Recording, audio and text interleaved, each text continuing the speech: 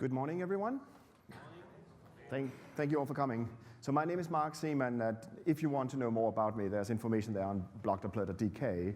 And you can follow me on Twitter if you're interested in learning what I have to say about various things. What I'm going to do today is I'll try to answer a couple of frequently asked questions. And there'll be two frequently asked questions, and we'll cover each one in, well, it seems like we'll cover each one in turn. But what's actually going to happen is that I'm going to start with the first one, so that's going to be Act 1. This is a three-part talk, or a three-act talk, if you will. So in Act 1, we'll start by talking about the first frequently asked question, and I'll talk about why you would ask that question and why you should care. And at the end of that act, I'm just going to let it simmer there for a while and then move on to Act 2, where I'm going to start asking or looking at another frequently asked question that at first glance might seem completely unrelated to the first one. And then we'll go through that frequently asked question in Act 2. And once we arrive at a way to address that question, we now have enough information to go back to the first one from Act 1, and so that's what's going to happen in Act 3. And we're going to go back and look at how those things fit together and arrive at what I hope is a nice and beautiful solution. So the first frequently asked question that I'm going to address is, how do I combine dependency injection with async and await? Without leaky abstractions, that is, because if you can accept leaky abstractions, you've got to be okay. So we're actually going to start just looking at what that might look like, and then we'll see what else we can do. So we're going to have to look at some code in order to be able to talk about these things.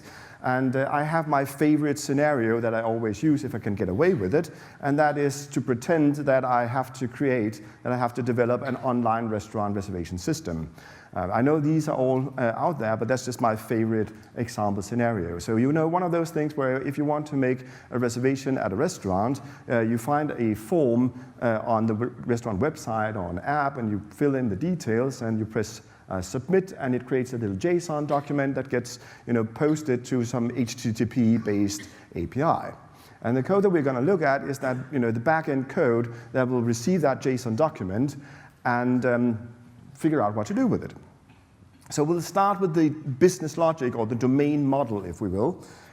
So I'll start by just showing you a method signature here. So in general, just to get things to fit on the slide, I'm not going to show you entire classes. I'm just going to show you members on classes.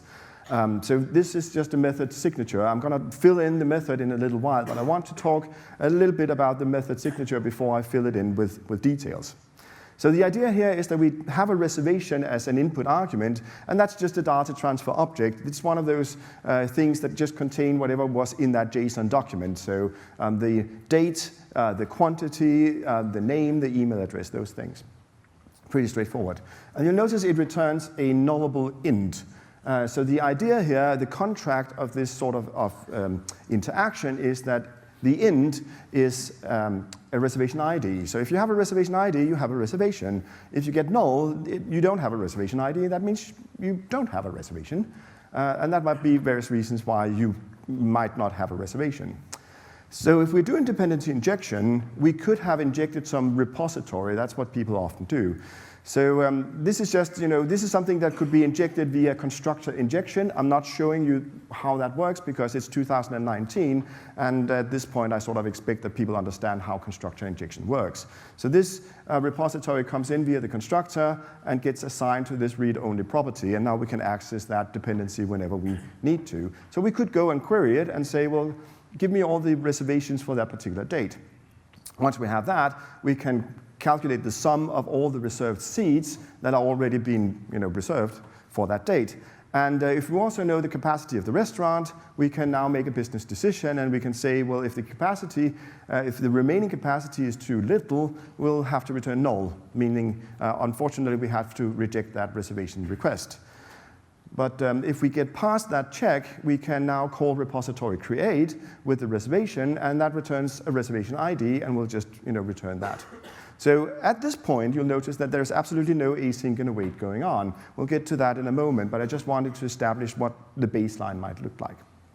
Now, I talked a little bit about that try-accept method as an overall abstraction. So if we're doing domain-driven design, we might want to say that's actually an abstraction. This is an object called the maitre d'. The maitre d' is a role in real restaurant business, basically meaning the head waiter. That's the person who makes the decisions about whether or not we have remaining tables if you walk into a restaurant. So we'll call it the maitre d'. And just because we can actually use Unicode characters there, so we can use this little circumflex there.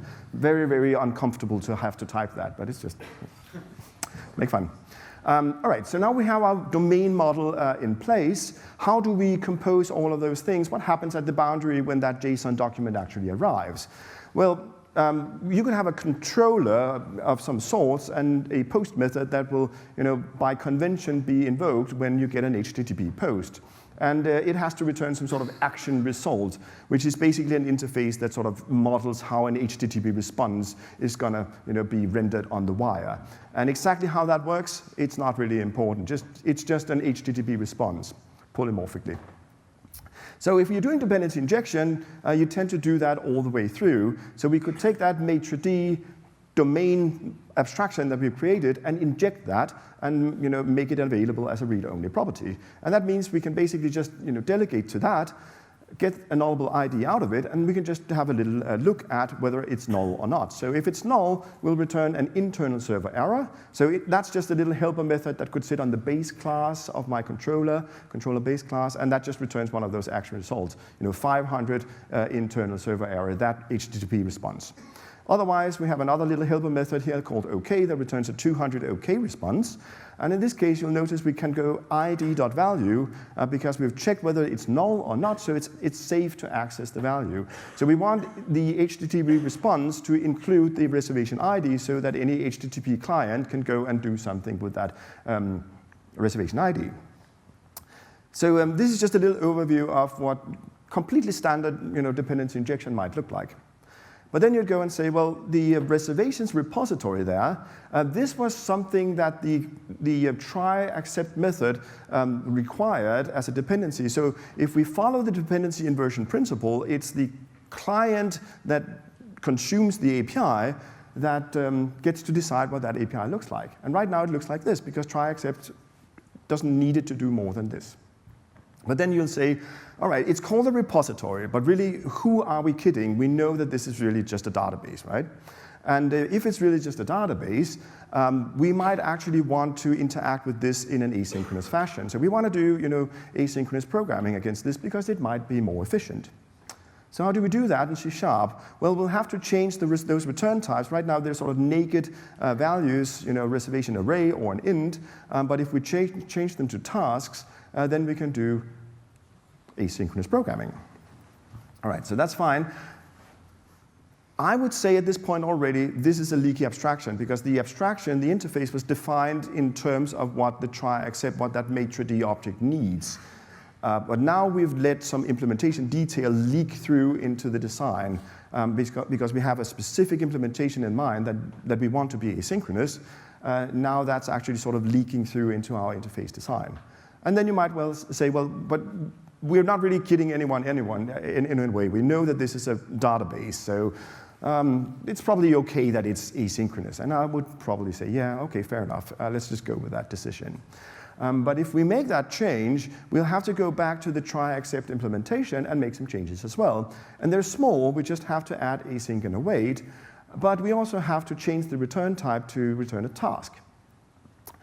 And when we do that, we no longer implement the interface. So in order to fix that, we'll have to go and also change the interface.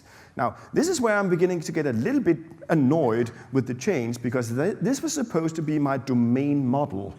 And now the decision to have some asynchronous database interaction is leaking through into my domain model. And why does my domain logic have to be asynchronous? This doesn't seem particularly reasonable, but it has to be, because otherwise it's not going to compile. So if we make that change, we also have to go and make the change to the post method on the controller. Again, it's a small change. I just need to use the await keyword and the async keyword. And at this point, I'm at the boundary of my application, so I'm done. all of my code still compiles, so it compiles again. So we're sort of done with that. So is this a problem? No, it's probably okay. There would definitely be code bases where I'd say, yeah, that's a compromise, and it's a reasonable compromise, and I can live with this. So don't get me wrong here. I'm not saying that there's anything bad with this. I just think that we need to be very explicit about the trade-offs we're making. And right now we are saying, well, we're making a trade-off. We are actually letting an implementation detail leak through into how our abstractions are designed, and we'll live with that trade-off because the cost is not too high. And that's a reasonable enough stance to take. So what I've covered here is known to everyone who's ever done any sort of asynchronous programming. Once you start doing asynchronous programming, it has to be async all the way. And you probably know this already. There's nothing new in this. There's no other way to do that.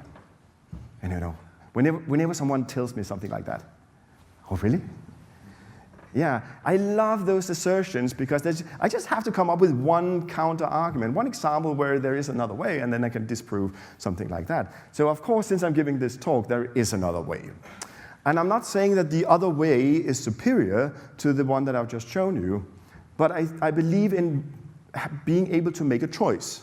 And I think a lot of people are not aware of the other way, and that's why they say there is no other way. So I want you to know the other way, and then you can make a decision, is one better or the other? And I think, as always, it depends.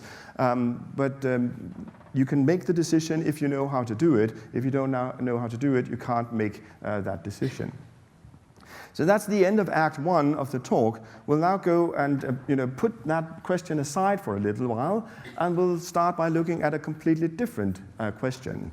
And the seemingly completely different question is, how do I get the value out of my monad? And the short answer, by the way, I'm not going to assume that you know what a monad is, so we'll cover that in a little while. But the summary of how you'd answer this question is mu. There is a tradition in Zen Buddhist philosophy that associates the word mu. This sort of means void or null or emptiness, something like that. And there's a tradition that associates this as meaning unask the question. Basically, if someone asks you a question, instead of saying yes or no, sometimes you might answer mu. And the idea here is that it means the question actually doesn't make much sense. Now, if you're interested in a Western perspective on this, you could read Zen and the Art of Motorcycle Maintenance, but that's sort of like a philosophy book, so maybe you should just go and read Gödel Escherbach instead, because that is actually sort of a programmer's book there. But both of them are pretty good, and they offer a Western perspective on this idea of unasking the question. And they're just good books in themselves, so why not read them?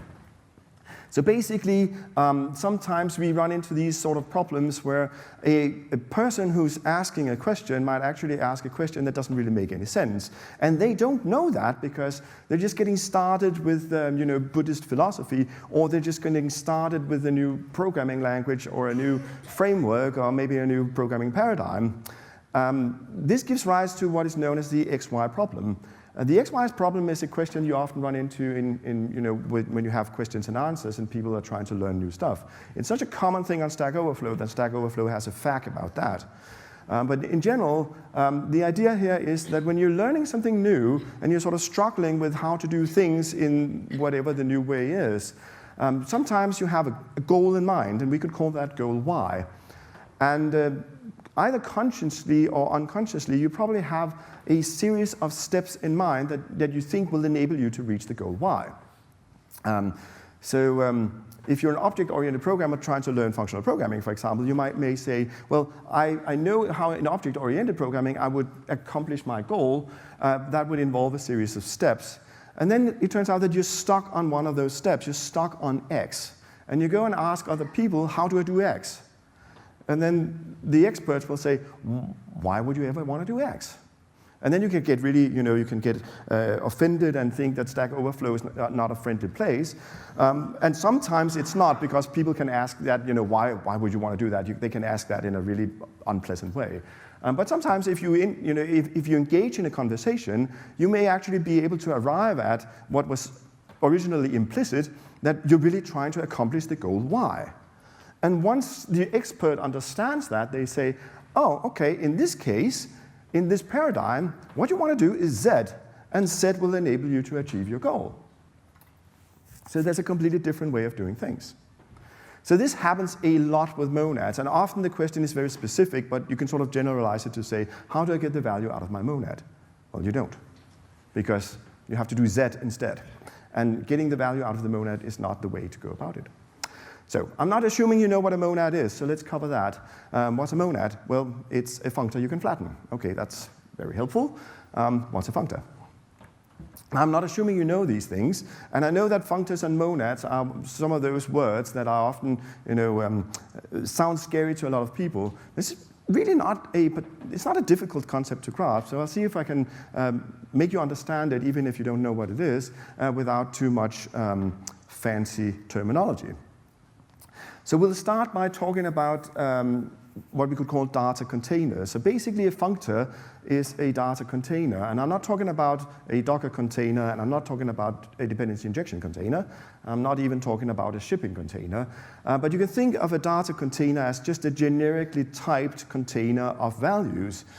And in order for that sort of container to be a functor, it must support what we call a structure-preserving map. So there are some values inside of that container, and you can sort of translate what's inside the container, and the output of that will be a new container with the translated values inside. So the most familiar example of this is just a collection. So here's a collection of numbers. It could be an array, a list of t, any I enumerable of t, whatever you'd like. And one of the ways you could translate that is just to add 1 to each of the numbers, and now you still have a collection, so it's still the same sort of container, but you translated whatever goes on inside of it.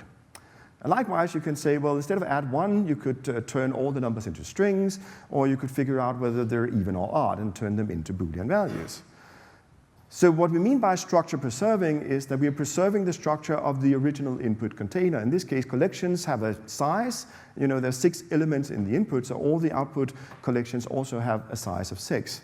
And there's an order. The reason why the output collections have the ordering that they have of the elements is because it's determined by the input order. So that's basically what it means. What a structure of a container is depends on what sort of container it is. And right now we're just using a collection as an example. Another thing we can do with those things is you'll notice that the output is also a container. It's a container of the same kind of thing. So we could use that as an input for another step. So you could say, well, after we've added 1, we could turn things into strings. And this shouldn't be surprising to C# developers at all. In C#, we would do something like this, where we can say, let's create a new array, for example, or a list of t, or whatever. And then you know that the structure-preserving map in C# is not called map, as in all the other languages. It's called select. So you just say, let's add 1 to each of the numbers inside that array. And the next step is just to turn them into strings. And now you have yourself an array of strings. So this is an example of a functor. This is a data container that contains a structure-preserving map. It's just one example, and we'll see some other ones later on. At this point, you might probably say, well, why would anyone ever ask the question, how do I get the value out of my array? Because you understand that that is a nonsensical question, right? In this example, there's not one value, there's 6 values. So it doesn't make sense to ask the question, how do I get the value out of it? And even worse, arrays or other collections might be empty, in which case there is not the value, there is no value inside of it. So no one asks that question, how do I get the value out of my array? So what makes people ask the question, how do I get the value out of my monad? And I believe the reason is, when you've ever learned link and you read the Microsoft documentation about how select works, there's nothing in that documentation that tells you that what you're looking at is a functor, even though it is.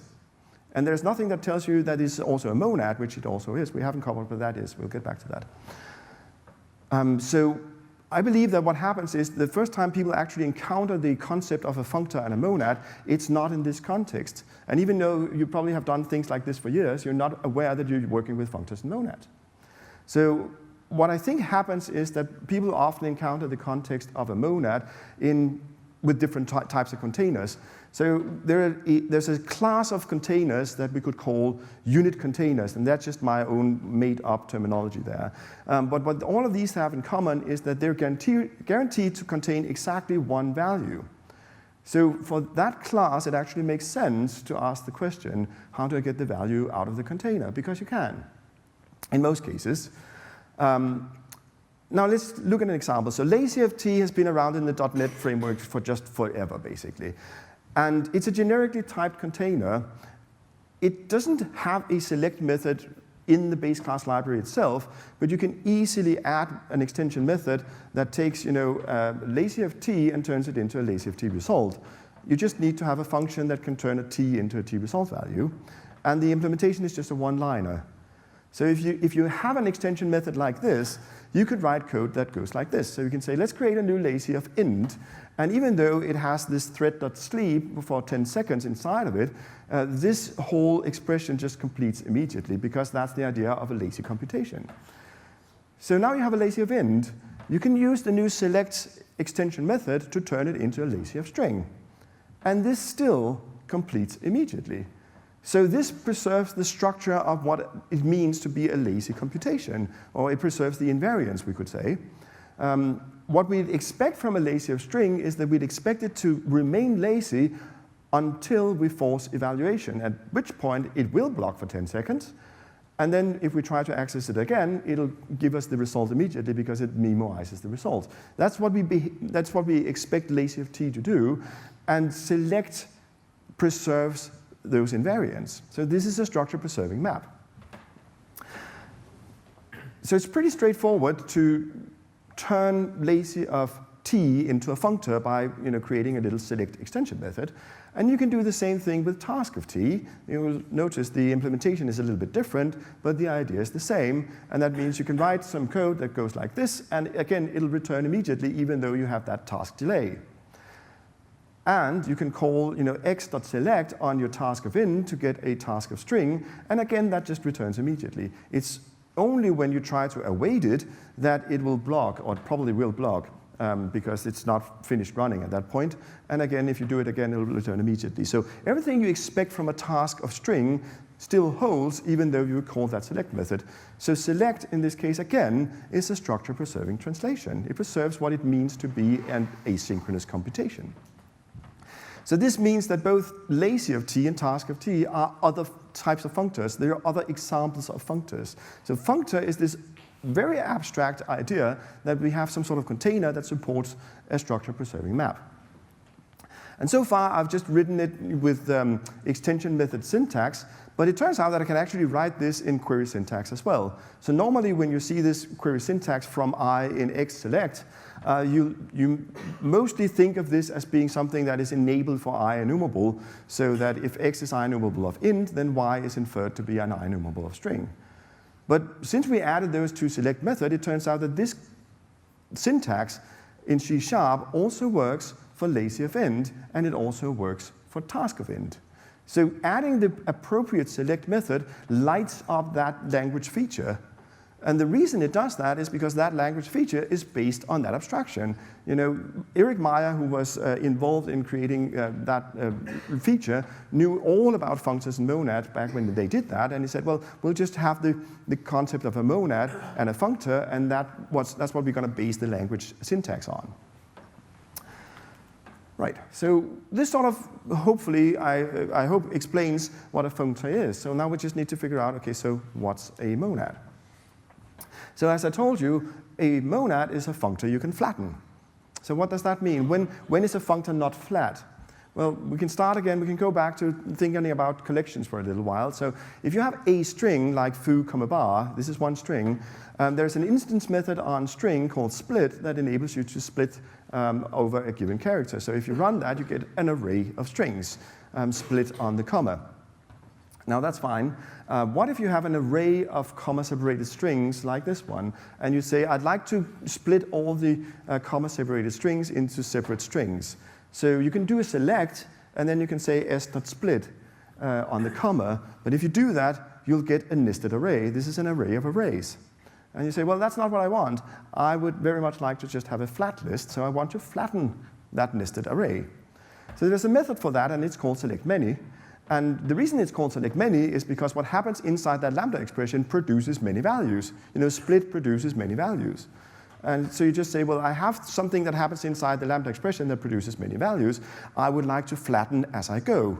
And that's what selectMany does, and that's why it's called that. And now you just have a flat list there. Now, if you have a selectMany method, and it's well behaved, as this one is, then it's a monad because you can flatten the nested list. So that's basically what a monad is. There's a little bit more to it, but that's the intuition you need to have. It's nothing much more to it. It's not mysterious. It's just practical. So could you also have a nested task, for example? Well, what if you want to add two task events together, and you say, well, I'd like to use this new thing I've just learned about structure-preserving maps. So let's see if I can do that with the select method. So you might write something like this and say, well, OK, I'll do x.select, and then that means I can access the integer inside x, and I'll call that I, and then I can sort of add the other one, but I have to await that. So that's a little bothersome. But you notice that the output z is a task of int. Now, how do you get the value out of that? Well, you can actually go await z. Sort of, I was a little bit surprised when I saw that, but you say, I wonder if this works. Yeah, it does. It compiles. It actually works. But that's really not as nice as you'd like it to be. So instead, you could have, if you have a selectMany method, and you could just add an extension method for that as well. I'm not going to show you that, but you can look it up. That means you can now flatten as you go. So you can say, well, z is now just a normal task of int, and that means I just have to await it once. And you can even now use query syntax. So you can use this Cartesian syntax where you say, even if I have multiple sources of asynchronous computation, I can just go from multiple times. And that takes away a lot of the need for all that async and await. And the only await keyword you now need is to get the value out of z. So that's a pretty decent way to be able to write these things. And again, the reason why this language syntax lights up is because you now turn task into a monad. So to summarize, there are definitely containers, data containers, that look like you can get the value out of them. So if you have a lazy string, you can get the string out of the lazy string by forcing evaluation. And sort of the same thing goes for task of things. And this is not even constrained to C#. You have the same situation in F#, where we have something called async of string, and you can get the value out of that as well by running it synchronously. Basically means the same thing as an awaiting it. And even in Haskell, we have all sorts of unit containers, the simplest one being one called identity, where if you have an identity of string, you can get the value out of it by running a function called runIdentity. There are more of those in Haskell as well. So I think what happens is that if you sort of get your feet wet with the concept of functors and monads in this sort of context, it's, the brain really likes to attempt to do some pattern matching, and now you think, well, a monad is something where, ultimately I can get the value out of it because it just, represents some sort of, computation. And this is true for these things, but not in general. And we still know that collections are also monads, and we know that it doesn't make any sense to ask that question for the collections, but people tend to not really realize that collections are monads. So where we often see that people run into problems is when we encounter what we could call semi-containers. These are, again, my own made-up terminology here, but these are containers that may or may not contain a single value. So they sort of look like unit containers, but they're not quite because they may also be empty. So that's why I call them semi-containers, because semi means half. So they're sort of like half one, half another thing. So we can start with something that most of you probably heard about also, nullable of t.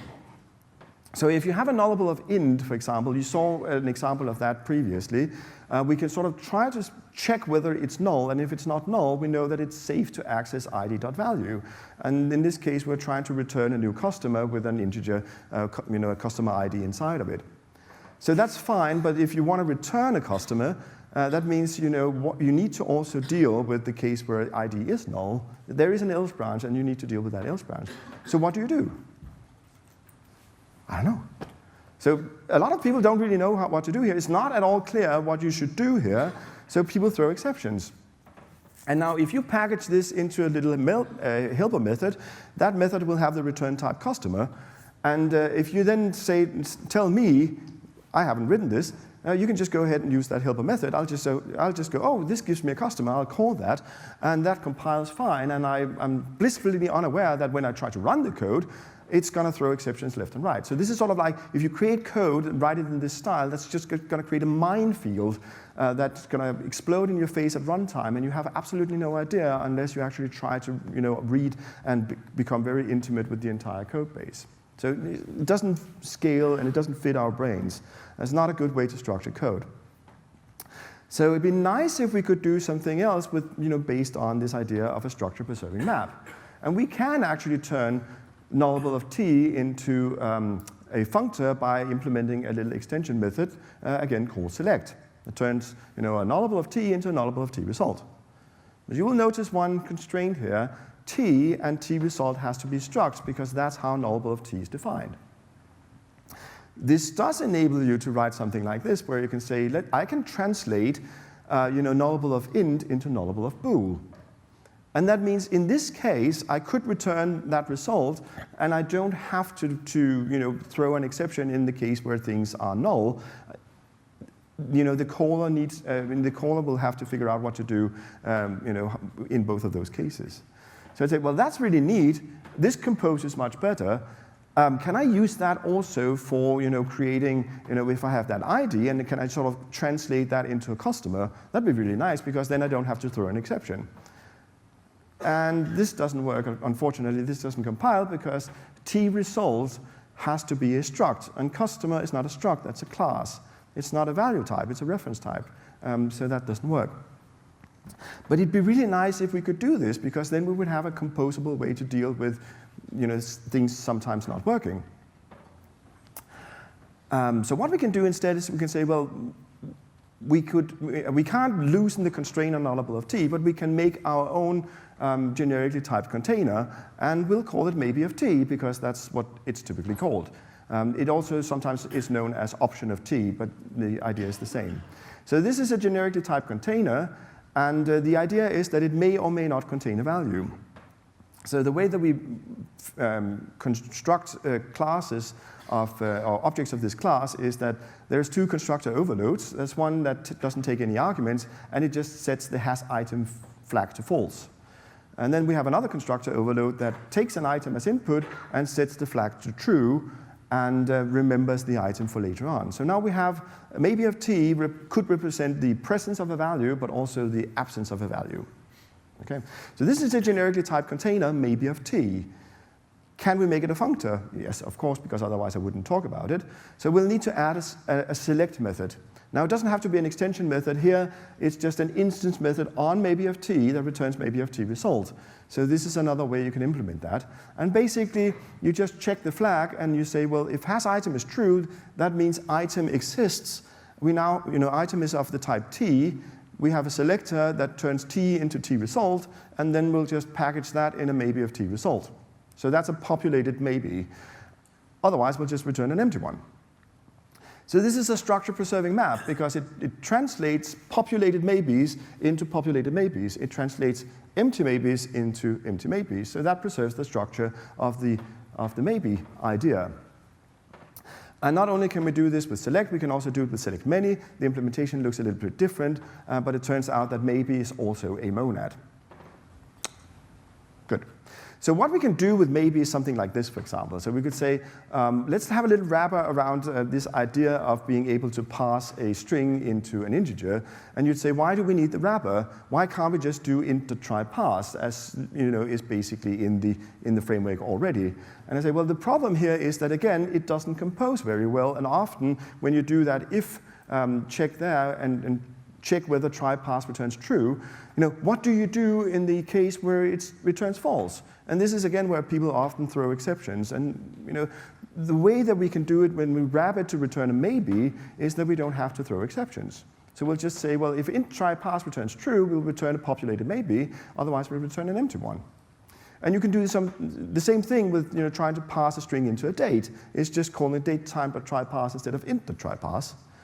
And if you have something like this, I'll show you a little example here. What you can do is you imagine that you have to write a little application that enables people to rent a car. So you will ask people, you'll ask your potential users, please input the date where you'd like to rent the car. So you may have a little function there called collect date, and that just asks the question. The user types in something, and then you have a string that the user typed in, and then you'll try to pass that into a date time value, and you get a maybe of date time. And then you ask the user, okay, for how many days would you like to rent the car? And that returns a string as well, and you can use your try pass int helper method to turn that into a maybe of int. And you're probably going to ask some other questions as well. Once you're done asking all those questions, what you really would like to do is to collect all that information into a contract, because a contract has some functionality that enables you to calculate a price and stuff like that. So you can go and use query syntax, and you can say, well, let's map all of this into a maybe of contract. So we'll say from D in MD, D is now date time. If from I in MI, I is now an int. So again, we're using this Cartesian from that is enabled by having a monad. And then finally, you can select a contract based on all that information. So now you have a maybe of contract. If all the maybes were populated, you have a populated maybe of contract. If one of them turns out not to work, you have an empty contract. So this is sort of like a pretty principled and fairly easy way to do some input validation. There are more sophisticated ways to do this as well, but this is sort of like a pretty easy and fast way of doing things. Now, what you probably want to do is to show a quote to a user, and this is where things start to go wrong for a lot of people, because they say, well, the contract class contains some information that enables me to calculate a price. So I want to show a price to a user, so I might want to do something like this and say, well, if MC has item, I know that I can access m.item, and that's a contract, and then I can call this calculate price. Or rather, I think I can do this, but it turns out that you can't, and this is by design. I deliberately designed the maybe of T class so that this is not possible. Now, these things exist, but they're private, and they're not exposed, and it is by design that they're not exposed, because you're not meant to do stuff like this. Because this is unsafe, this is brittle, because what happens if has item is false? Where does that leave something like Q? Will Q now be initialized to be 0, and will you end up having 0 prices on your quotes, in your quotes for the user? That doesn't sound like a good idea. So you're not supposed to do this. So let's reset the code and see what else can we do. Well, maybe supports a structure preserving map. So if we stay within the context of having maybes, we can actually just translate the contract into a quote, into a decimal. So we can do something like this, where we can just call the contract's calculate price inside the context of maybe. And the result is a maybe of decimal. So I call that MQ because it's maybe quote. And this is safe. This is not going to throw exceptions. There is no reason to write all that if-else code in order to do this. This is just, you can just do safe. You can always safely do this. So this sort of gives you an illustration of the answer to the question, how do I get the value out of my monad? Well, you don't. You inject the desired behavior into the monad, and that's what we did here. I took that calculate price method, and I just said, well, whatever happens inside that maybe context, inside that container, this just needs to happen there, and then all is good.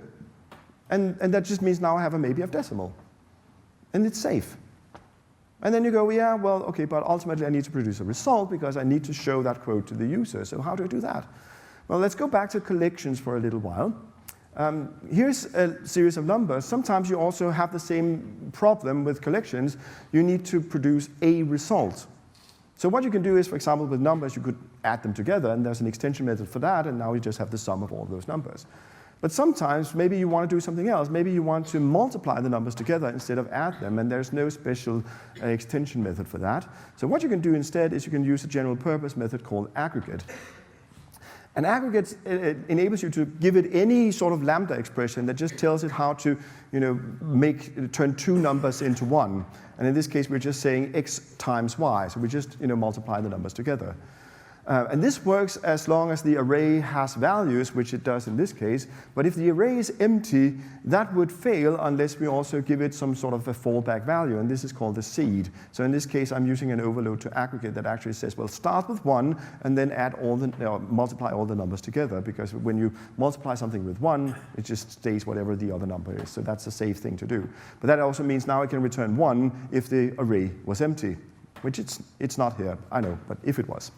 Now, boringly, this just returns 0 because there's a 0 inside that array, so not very interesting. But the concept of being able to aggregate potentially many values or even 0 values into a single value, we can translate that concept to maybe also. So I'm going to call it match instead of just calling it aggregate for various reasons. But the idea is that this is, again, an instance method on maybe of t, and you can say, well, if the has item flag is set, I know that I can access item. This is a value of the type t. And I have a function called just, and don't ask me why it's called that. It's just that's the name we usually use. We have a function called just that can translate a t into a t-result value, and you'll notice that's what we need to return. Now, if has item is false, item is not available, and we still need to return a t-result value, but then we have the fallback value here called nothing, but sort of corresponding to that seed you saw before. So that means we can always aggregate, or we can always collapse any maybe object into a single value, even though we don't know whether it's populated or empty. Right, so we can go back now to try to answer the question, how do I combine dependency injection with async and await without leaky abstraction, that is.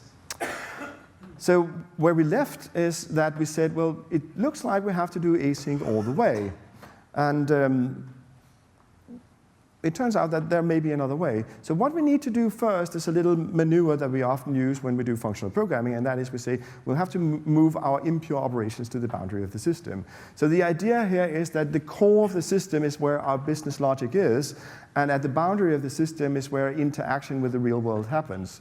So this is a type of architecture that resembles ports and adapters quite a bit. This is a well-known object-oriented architecture.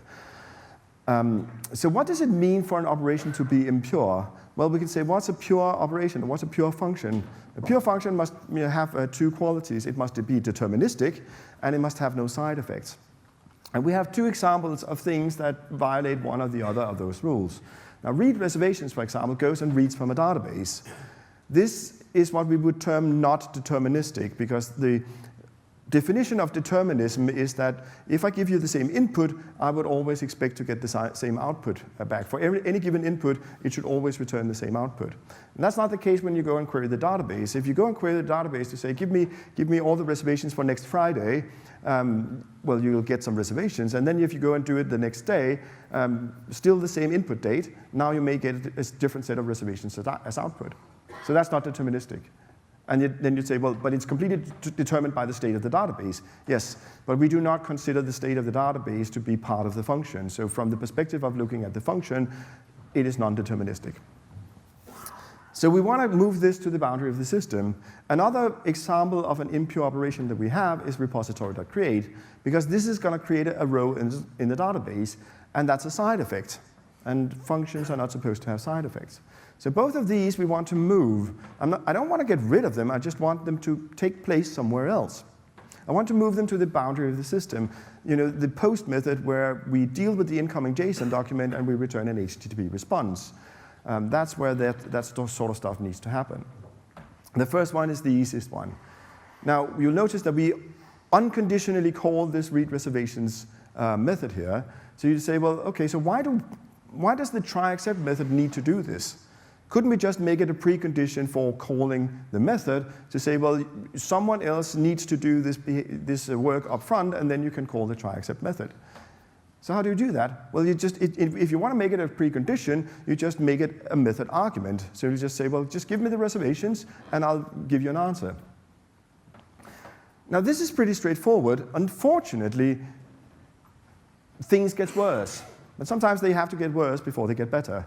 Now, the thing that gets worse is that in order for us to compile, we have to change that iMetroD interface. And then you'd say, well, OK, if there ever was a leaky abstraction, this must be it. Because now you definitely allowed a particular implementation to leak through into the abstraction itself here. So, okay, so you complained about the task, but this is much worse. And I completely agree, this is much worse. Now, fortunately, what I'm doing here is a series of refactoring steps, and I'm not done. But right now, in this step, I have made something worse. I completely admit that. Now, just trust me when I say we'll have to change this interface several times before we're done, but in the end, it's going to be fine. So just trust me on that. All right. When we change the interface, though, we'll need to also change the way that that post method, the boundary of the system, how that interacts with the maitre d'. So we're using dependency injection, and we have that injected maitre d' object already. We could also just take a dependency on the repository here, because, well, why not? You know, there's no rule that says that you can't have a dependency appearing in multiple places. So if we have a dependency on the repository, we can call repository.readReservations, and now we have the reservations, we can call maitre d.tryAccept, and the rest of the code is the same as before. You'll notice that we still have this thing here where we are doing a check on whether or not ID is null, and we are getting the value out of the monad, actually. We're going id.value. And this is sort of a style of coding that we're trying to get rid of. So we'll look at that in a little while. All right, so this takes care of one of the impure operations. We've now moved that to the boundary of the application. Now, what about repository create? Now, this one is a little bit harder because it doesn't always happen. You know, it only happens in certain cases. You will notice that there is this little if statement up there that may return null, in which case repository.create never gets called. So what we need to do is somehow, if we want to move the repository.create method to the caller, and making the caller's responsibility to make sure that this happens, we need to make sure that the caller understands that this is what it needs to do. I'm talking about the calling code. The calling code, or the developer who's writing the calling code, needs to understand that this is the sort of interaction that is being expected, that you sort of need to call repository create if we decided to accept the reservation. So how do we communicate that decision to the caller? Well, how do we communicate a decision in any way? Well, what we did before was that we returned a nullable int. And you will remember that the idea here was they say, well, if you have a reservation ID, you have a reservation. If you get null, you don't have a reservation. So this is a way we can communicate a decision. What I'd like to do is, instead of return a nullable int, you know, if I move repository to create, that's the method that creates an integer. If I move that method to the boundary of the system, I no longer have an int to return. So what should I return instead? Well, I'd like to return something like a nullable of reservation instead. But unfortunately, I can't do that because we have this problem with nullable of t that it's constrained to only be structs. So I can't do a nullable of reservation because that's a class. So what I'd like to do is to refactor to a maybe of t. And I'll do this in steps, so I'll just start by just changing nullable of int to maybe of int, and then we'll do the other thing later on. So if we make this change, if you look at the, pay attention to the top line there and the return value task of nullable int, I'll now change it to maybe of int, and the rest of the code basically remains the same. The new things is that instead of returning null, I'm returning an empty maybe, and instead of returning an ID, instead of returning an integer, I'm now returning a populated maybe of int. But apart from that, this is basically the same. Now, we still need to go and change the maitre d'. It'll be good. It's not right now, but it'll be good once we're done. And we also need to change the post method. So you'll notice, right, what happened now is that instead of getting a nullable int that we could check for null, now we have this maybe of int. And I've deliberately designed it so that we cannot check for null here. We can't write these if-else expressions that people seem to be so fond of, but really explodes when you least expect them to. We want to have something that's actually safer. So the safer way to do this is to say, well, OK, you can't check for null, but you can call that match method. And that's why, that aggregation method. And that's why I added that. So if we use named arguments, I can say for the nothing argument, I'll return internal server error, so 500 internal server error. And in the case where it's populated, it's called just. It needs a little function, so I'll just write a little lambda expression that receives as input the ID and just returns 200 OK with that ID. So ID, if I get it, If that just function runs, then ID is an integer, and I don't have to check for anything. And both internal server error and OK return an action result, so at this point I'm good. All right. We're now in a position where we can move that method call to the boundary of the system. So if I do that, if I take it away from the try except method here, I no longer have an integer to return. So I'll need to return a maybe of reservation instead. So I'll do that. So you'll notice again, if I decide not to accept the reservation, I'll return an empty maybe of reservation. If I decide to accept the reservation, I'll return a populated one. I'll have to change a maitre d, but if I do that, what I now have is a maybe of reservation. Now, according to my contract with all the HTTP clients, in the case of success, I promised the HTTP clients to return a 200 OK that contains an integer, the reservation ID.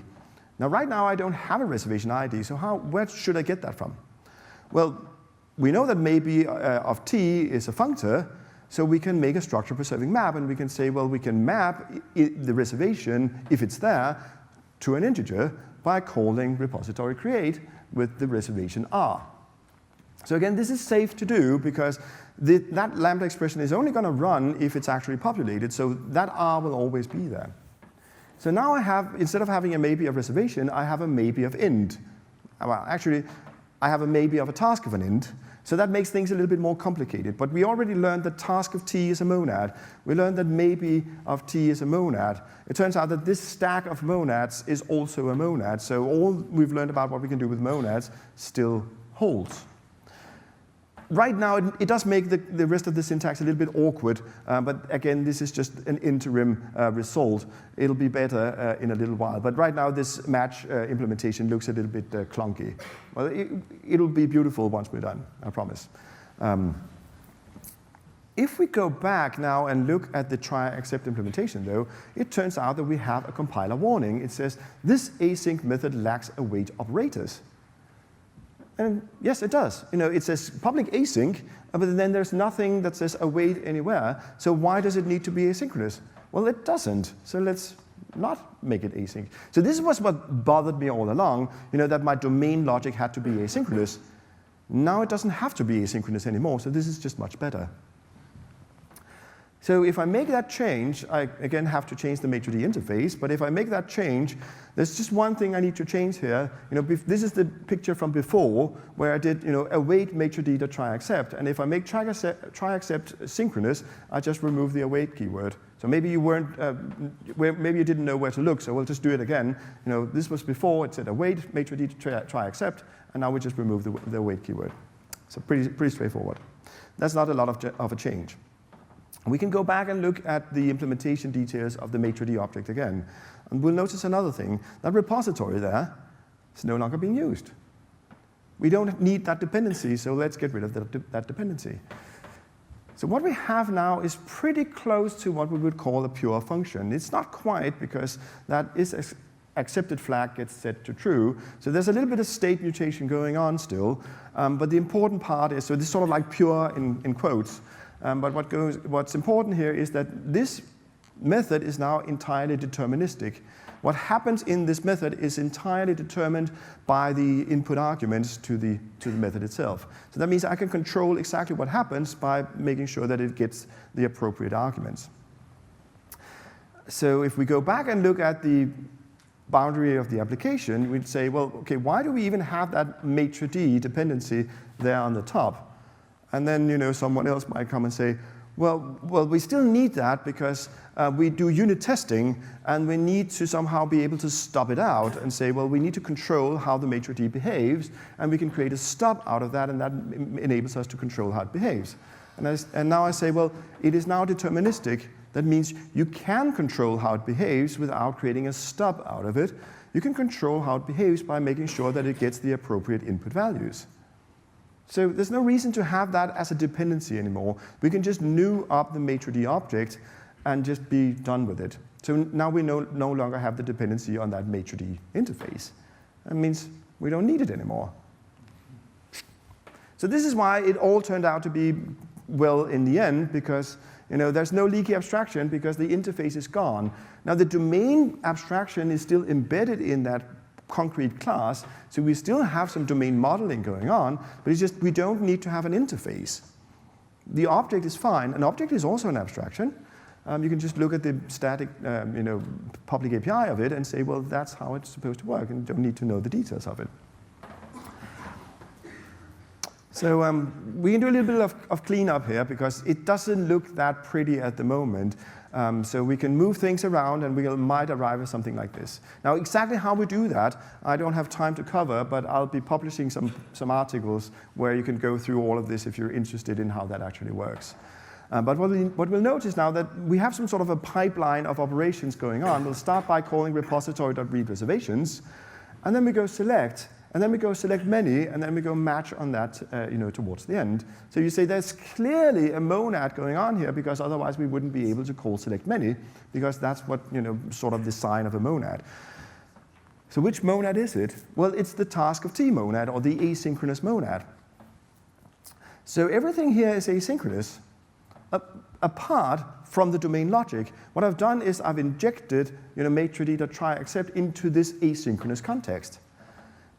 But that object is entirely unaware of its context. It is happily thinking that it's doing synchronous work, even though it's actually not. But from its perspective, it's just running synchronously.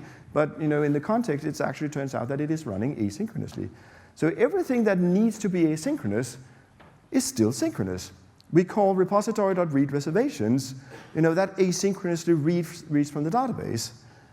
And then we do a little bit of synchronous business logic because this is just a decision that needs to be made, and it doesn't need to be long running.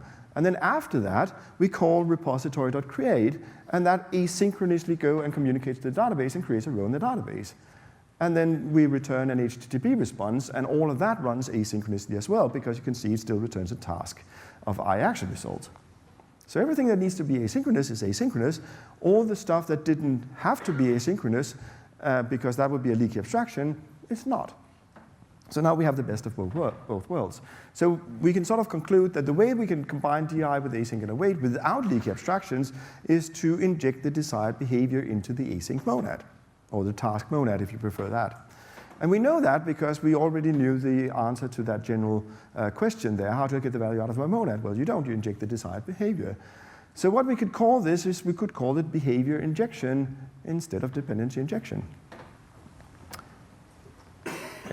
So if you thought that you'd like to learn more about this, I have tons of articles on blog.dk that walks you through what a functor is. All the code that I've shown you here today, I have a couple of articles written that will walk you through this entire code example, and the code itself will be on GitHub as well. These articles are not published yet, but I have written them, so it's not an entirely empty promise to say I will soon publish them. So if you want to keep abreast of that, you can subscribe to the blog, or you can follow me on Twitter, and I'll notify you when these things are out. And with that, I'll conclude the talk. I will not take any questions because I only have a couple of minutes left, but I'm happy to talk to you. So you can come and talk to me afterwards, or you can catch me outside, and I'll be happy to talk to you. But otherwise, I'll let you go 2 minutes before the other session stops so that you can go wherever you need to go. But thank you much for coming and listening to me.